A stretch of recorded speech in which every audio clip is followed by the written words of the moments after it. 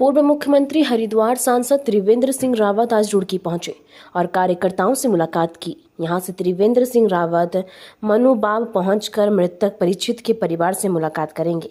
दरअसल आपको बता दें कि बीते 2 दिन पहले मानुबाब में परीक्षित नाम के एक युवक की डंपर की चपेट में आने से उसकी मौत हो गई थी।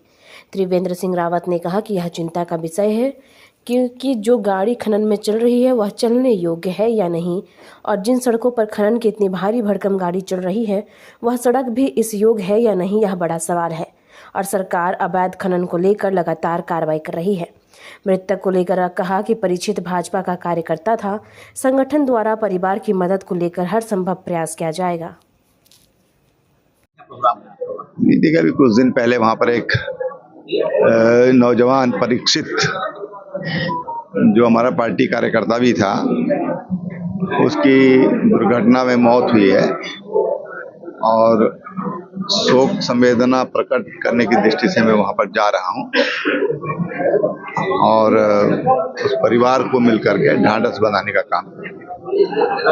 पार्टी का कार्यकर्ता भी था, उसकी मौत हो गई है, क्या कारण मानते हैं? वहाँ अक्सर इस तरह के हादसे होते रहते हैं और आपने संसद में सवाल भी उठाया। देखिए, मैं इस विषय पर तमाम अधिकारी हों और जो भी संबंधित व्यक्ति हैं अपनी चिंता प्रकट कर चुका हूं। आखिर कोई ना कोई तरीका इसके लिए निकालना पड़ेगा। अभी मेरे मोबाइल पर अभी एक खबर आई कि एक महिला का भी हाथ कट गया है उधम सिंह नगर में। अभी मुझे यहीं पर, जहां पर आप 1 मिनट पहले मुझे सूचना मिली है। इस तरह की दुर्घटनाएं वो भी एक खनन के ट्रक से ही हुआ है। तो ये बहुत चिंता का विषय है कि ये लोग जो ये ट्रक चला रहे हैं वो उसके लिए योग्य हैं कि नहीं है।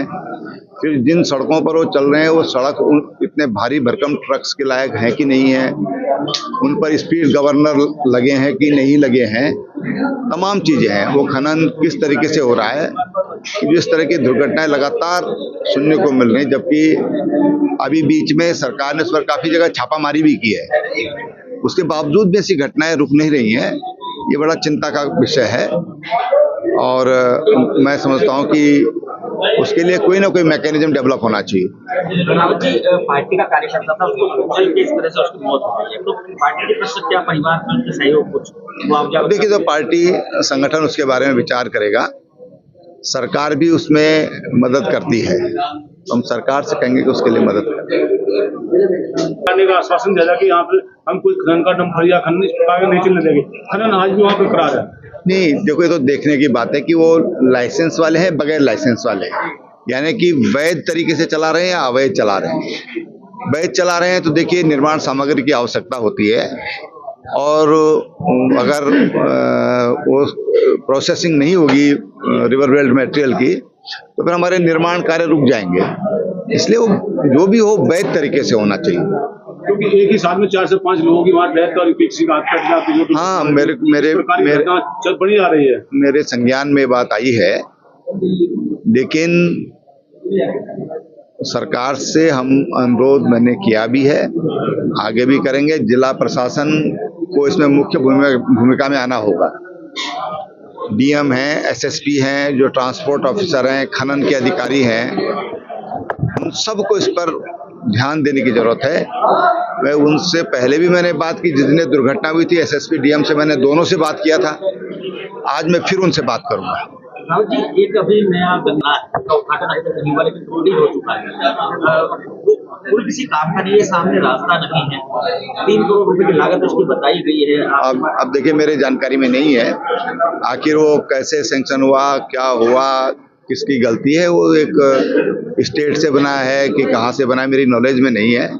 जब मेरी जानकारी में आएगा तभी कुछ बोल पाएंगे। जो विधायक है उनके प्रस्ताव पर वो बना है, मेरे ख्याल से आपकी चर्चा भी शायद रेलवे स्टेशन से हुई थी। हाँ, ठीक। उसमें रेलवे के कुछ लैंड पड़ता है बीच में, तो उसके बारे में डीआरएम से बात हुई, वो हो जाएगा। वो डीआरएम ने कहा है कि हम उसको खोल देंगे। पहले ही भी बना दिया है।